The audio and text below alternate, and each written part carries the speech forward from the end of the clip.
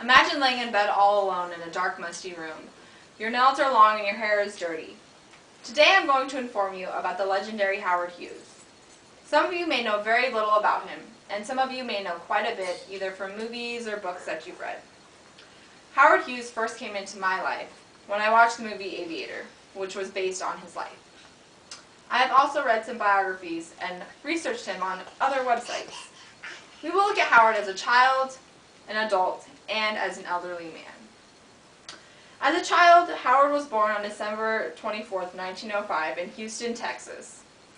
He was the only child that was born to Howard and Aline Hughes.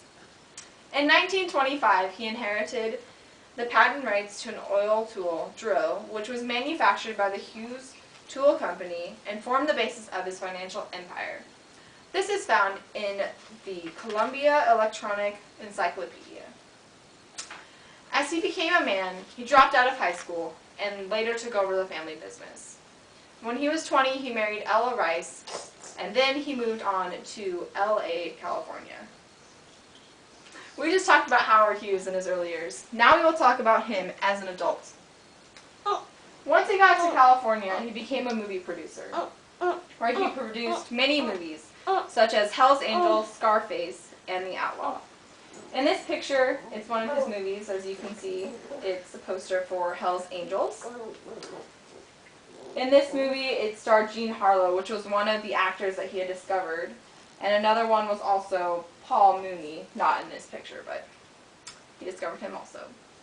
As an aviator, in 1928, he got his airplane license.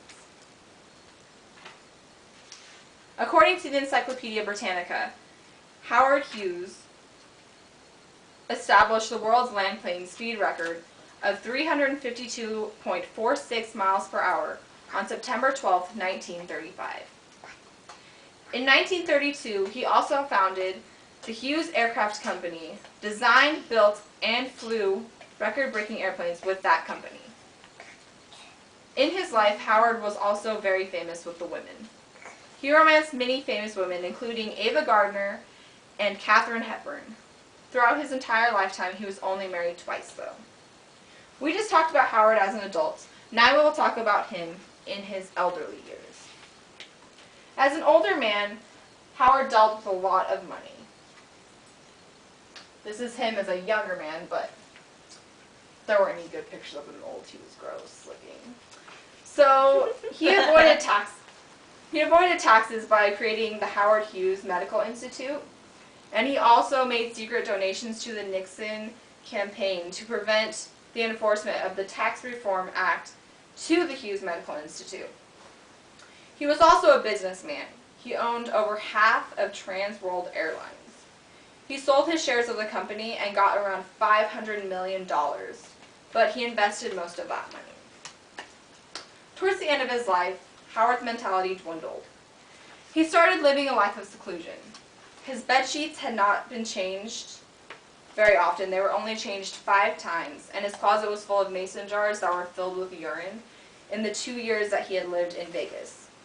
That's found in the book Hughes, The Private Diaries, Memos, and Letters by Richard Hack. On April 5, 1976, Howard died on his way to a Houston hospital. He hadn't been seen in so long, so he looked completely different from before, so they had to fingerprint him at the hospital to make sure he was who he was. We have just learned about the life of Howard Hughes. We looked at his life from his childhood to adulthood and to him as an elder. So you're still in that dark room, all alone, but it's already too late. There's not a single person who can save you from the eternal darkness of death. Howard Hughes truly was a very influential and powerful man. Howard Hughes said it himself, "I can buy any man in the world, or I can destroy him."